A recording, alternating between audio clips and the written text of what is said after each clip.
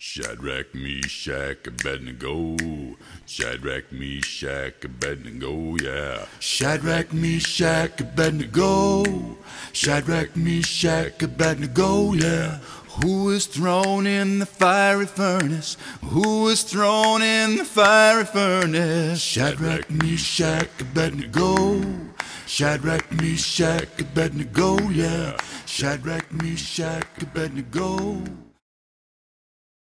When I was a child, my parents and teachers told me about a man who was very strong. They told me he could destroy the world. They told me he could lift mountains. They told me he could part the sea. It was important to keep the man happy.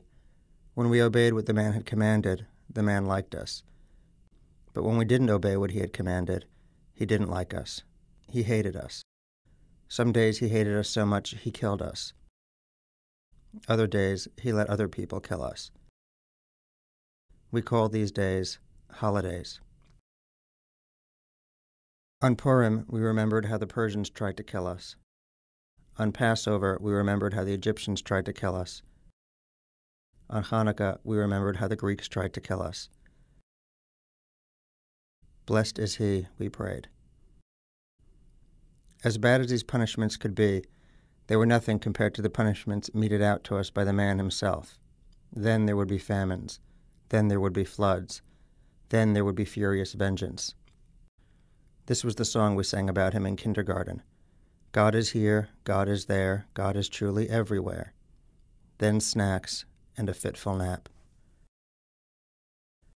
I was raised like a veal in the Orthodox Jewish town of Muncie, New York, where it is forbidden to eat veal together with dairy. Having eaten veal, one was forbidden to eat dairy for 6 hours. Having eaten dairy, one was forbidden to eat veal for 3 hours. One was forbidden to eat pig forever, or at least until the Messiah arrived.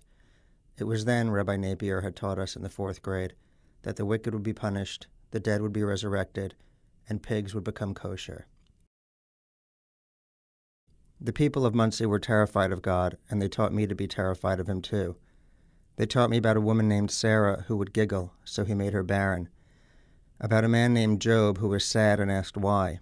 So God came down to the earth, grabbed Job by the collar and howled, "Who the hell do you think you are?" And so, in early autumn, when the leaves choked, turned colors, and fell to their deaths, the people of Muncie gathered together in synagogues across the town and wondered, aloud and in unison, how God was going to kill them. Who will live and who will die, they prayed, who at his predestined time and who before his time, who by water and who by fire, who by sword, who by beast, who by famine, who by thirst, who by storm, who by plague, who by strangulation, and who by stoning. Then lunch and a fitful nap. It is Monday morning, 6 weeks after my wife and I learned that she is pregnant with our first child, and I am stopped at a traffic light. The kid doesn't have a chance. It's a trick. I know this, God. I know how he works. The baby will miscarry, or die during childbirth, or my wife will die during childbirth, or they'll both die during childbirth, or neither of them will die, and I'll think I'm in the clear, and then on the drive home from the hospital, we'll collide head-on with a drunk driver, and they'll both die later. That would be so God. The teachers from my youth are gone, the parents old, and mostly estranged. The man they told me about, though, he's still around. I can't shake him. I read Spinoza. I read Nietzsche. I read National Lampoon. Nothing helps. I live with him every day, and behold, he is still angry, still vengeful, still, eternally, pissed off. Who is thrown in the fiery furnace?